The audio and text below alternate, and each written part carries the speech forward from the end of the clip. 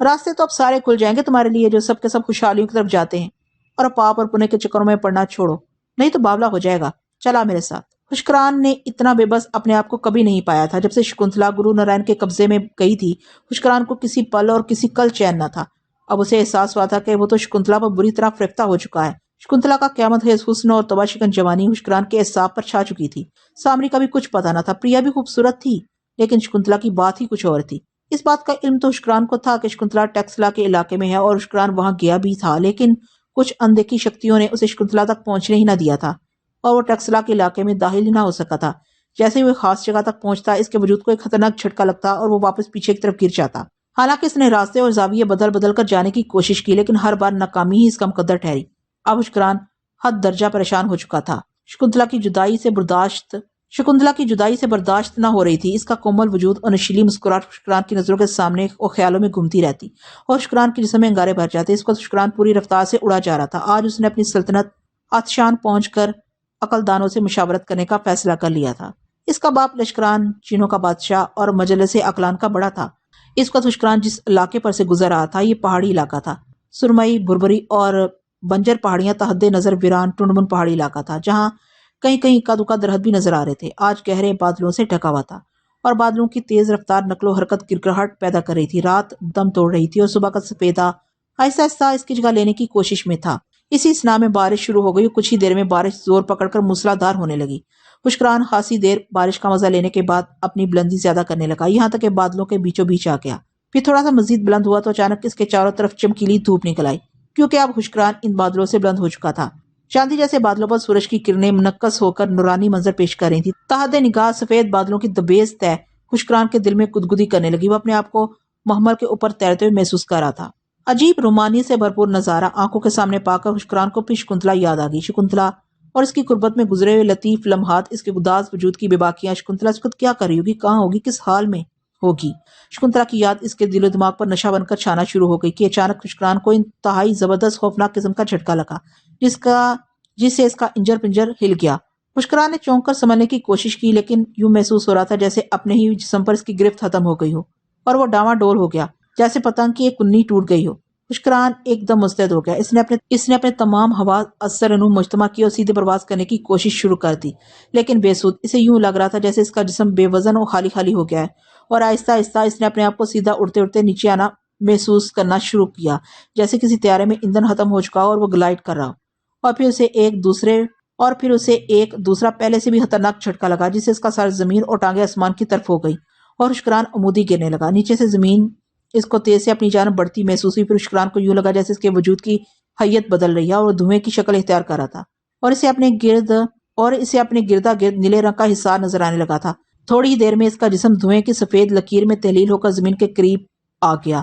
یہ ساری باتیں اور عوامل خوشکران خود بھی محسوس کر رہا تھا، اور وہ سب کچھ دیکھ رہا تھا جب اس نے دیکھا کہ ایک ٹونڈ منڈ لیکن بہت بڑے درخت کے نیچے ایک سادھو آلتی پالتی مارے بیٹھا ہے۔ اس کے پاس ایک نوجوان ہاتھ اوپر اٹھائے کھڑا ہے۔ اس کے بعد خوشکران کے چراغوں میں روشنی نہ رہی۔ دلاور ہاتھوں پر اٹھا کر تیز قدموں سے کوٹھاری کے پیچھے چل رہا تھا۔ دلاور کی نظریں بچے کے معصوم چہرے پر تھیں، اور اس کے کان اب تک اس بدنصیب زخمی ماں کی چیخیں سن رہے تھے جس کا یہ لختے جگر تھا۔ کوٹھاری نے دلاور کو ایک الگ تھلگ مکان کے سامنے کھڑا کرتے وقت ایک تیز دھار کٹار دے کر سخت لہجے میں کہا تھا کہ صبح ہونے والی ہے اور مجھے پو پھٹنے سے قبل اپنا عمل شروع کر دینا ہوگا۔ اس مکان کے اندر کوٹھاری کے علم کے مطابق صرف 2 میاں بیوی اور ایک ان کا شیرخوار بچہ ہے۔ مرد کو باہر بلا کر میں بھی قتل کرتا ہوں، جبکہ بچے کو تو ہی لائے گا۔ میرا ہاتھ لگانا منع ہے۔ اگر بچہ دینے میں وہ عورت پسو پیش کرے تو کٹار اس کی چھاتی میں اتار دینا، اور اگر تو نے دیر کر دی اور صبح ہو گئی تو کوٹھاری تیرے نصیبوں کی مستقل رات کر دے گا۔ اس کے بعد دلاور نے آگے بڑھ کر زور سے کباڑ بجایا۔ کوئی جواب نہ پا کر اس نے پھر دروازہ کھٹکھٹایا تو تھوڑی دیر بعد دروازہ کھلا اور ایک نوجوان آنکھیں ملتا ہوا نظر آیا۔ دلاور نے پھرتی سے اسے گریبان سے پکڑ کر باہر کھینچ لیا تو کوٹھاری نے لپک کر اس کی گردن اپنے استخوانی ہاتھوں میں دبوچ لی۔ نوجوان کی آنکھوں میں پہلے حیرت اور اس کے بعد تکلیف ابھر آئی، اور بے اختیار اس نے اپنے دونوں ہاتھ گردن پر رکھ لی اور کسمسانے لگا، لیکن کوٹھاری کی آہنی گرفت کے آگے اس کی ایک نہ چل سکی۔ ابھی ان دونوں کی کشمکش جاری تھی کہ دلاور تیزی سے مکان کے اندر گھس گیا۔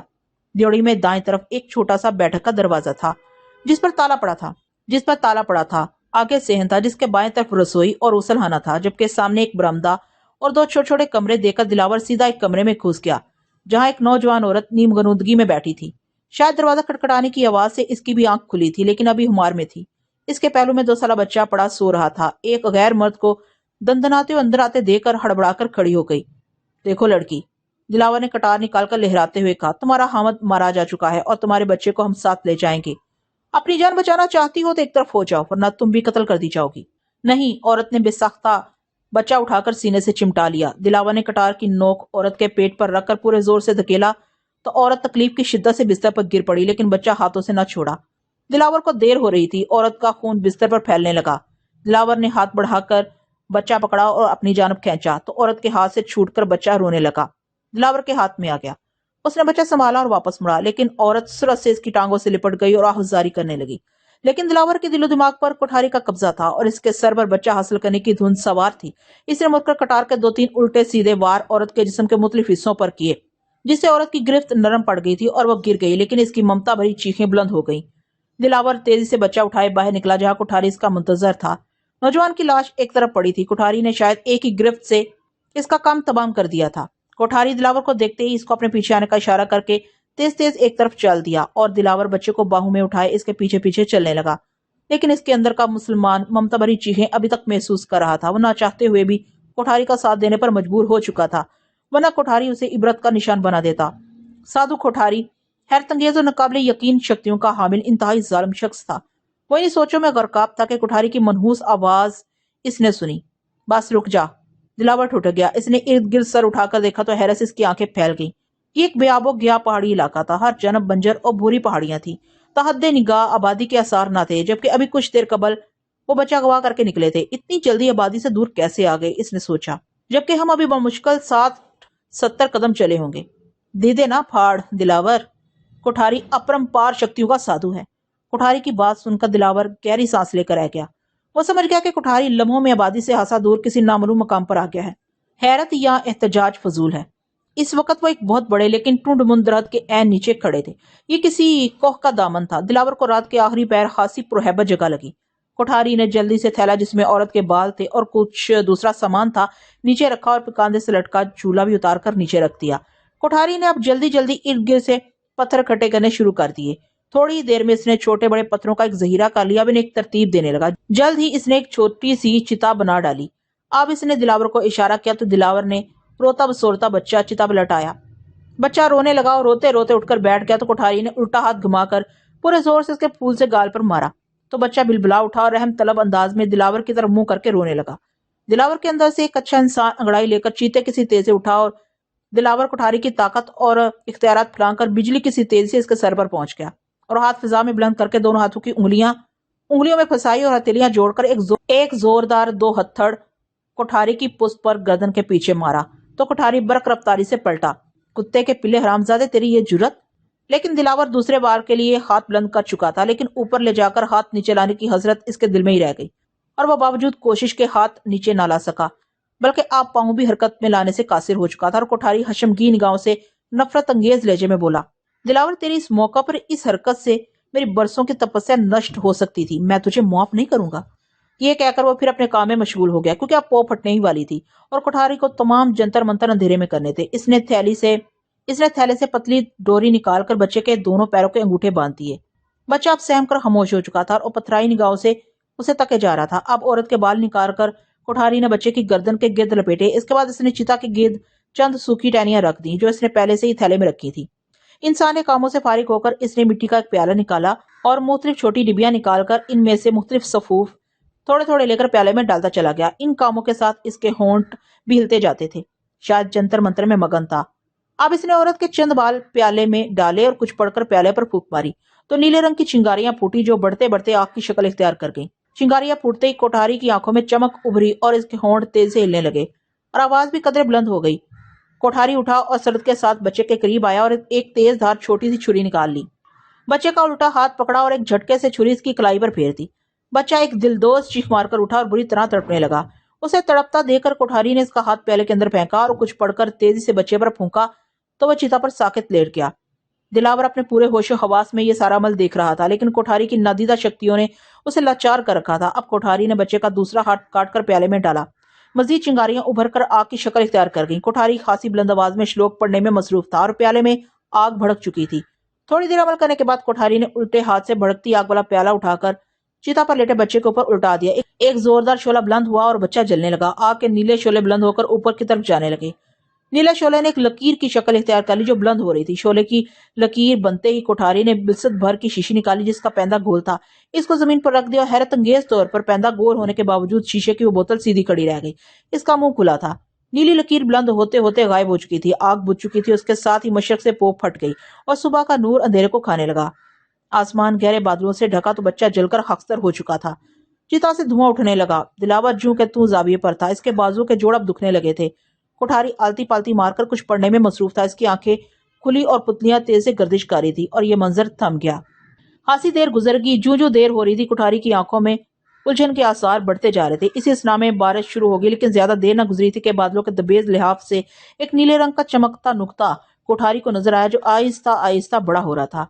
चंद घड़ियों में नीला नुक्ता वाजिया हुआ तो कोठारी ने देखा कि वही नीला शोला था जो चिता से निकलकर आसमान की जानब लपका था। ये सीधा जमीन पर इसी तरफ आ रहा था जहाँ चिता और कोठारी था। फिर कोठारी की बातचीत खिल उठी जब इसने ये देखा कि नीले शोले के दरमियान कोई धुआं धुआं सा है। इसे यकीन हो चला था कि कोई जिन इसके कब्जे में आया ही चाहता है, जिसे नीला धुआं अपने हिसार में कैद करके ला रहा है। कोठारी ने सूरज से गोल पैंदे वाली बोतल उठाई और उल्टे हाथ से चिता में आड़ी तिरछी खास अंदाज से उंगलियां फेरने लगा। फिर जल्दी से मुट्ठी से राख उठाकर इसने बोतल में डाल दी और बोतल चिता के ऊपर रख दी और बोतल का ढक्कन भी करीब रख दिया। और फिर देखते ही देखते नीला शोला चिता के ऊपर रखी बोतल तक आ गया और बोतल को घेरे में लेकर इसके महवर में घूमने लगा। इसके साथ और इसके दरमियान का सफेद धुआं जो कि खुशकरान जिन था ऐसा ऐसा बोतल में दाखिल होने लगा, जहां तक कि तमाम बोतल धुएं से भर गई और नीला शोला बोतल के गेद घूमते घूमते मादूम होने लगा और मादूम होते होते खत्म होता चला गया। कोठारी ने आगे बढ़कर ढक्कन लगा लिया और बोतल का मुंह बंद कर दिया। ही हा हा हु हु। कोठारी खुशी से नाचने लगा। हा हा। कोठारी खुशी से कह के लगा रहा था, आज मेरे मन की मुराद पूरी होगी, जिन मेरे कब्जे में आ गया, मेरे सारे काम करेगा। दिलावर को झंझोड़ते हुए बोला, देख कोठारी आज कितनी बड़ी शक्ति बन गया है। कोठारी तो पहले ही अपना सानीना रखता था, लेकिन आज इस संसार की बहुत बड़ी बल्कि सबसे बड़ी शक्ति बन चुका है और तूने मेरे अमल को भ्रष्ट करने की सही की है। मैं तुझे सजा जरूर दूंगा। वो दिलावर को कहर आलूद नजरों से तकते हुए बोला। दिलावर के दोनों हाथ दो हथड़ मारने के अंदाज में बुलंद थे और वो कदरे आगे झुका हुआ सीधा खड़ा था। वो इस वक्त मुकम्मल होशो हवास और जीते जागते सुनने और जिंदा वजूद वाला दिलावर था, सिवाय इसके कि वो हरकत से कासिर था और इस जाविये में काफी देर खड़े रहने के बायस इसको सख्त तकलीफ महसूस हो रही थी। इसकी गोयाई भी इसका साथ छोड़ चुकी थी, यानी अब वो मुकम्मल तौर पर कोठारी के बस में था। कोठारी आगे बढ़कर इसके दोनों कान हाथ से पकड़कर कह रहा था, तो अब इस वक्त तक यहाँ इस हालत में रहेगा जब तक मैं अपने सबसे पुराने और अजली दुश्मन राजा हरिदास के जीवन का खात्मा नहीं कर लेता, जिसने आज से 20 साल कबल जब मैं एक मामूली साधु था मुझ पर जादूगर होने का इल्जाम लगाकर मुझे आग के अलावा में फेंकने का हुक्म दिया था, लेकिन मैं किसी तौर बच निकला और पोश हो गया। लेकिन आज मैं ताकतवर हूँ।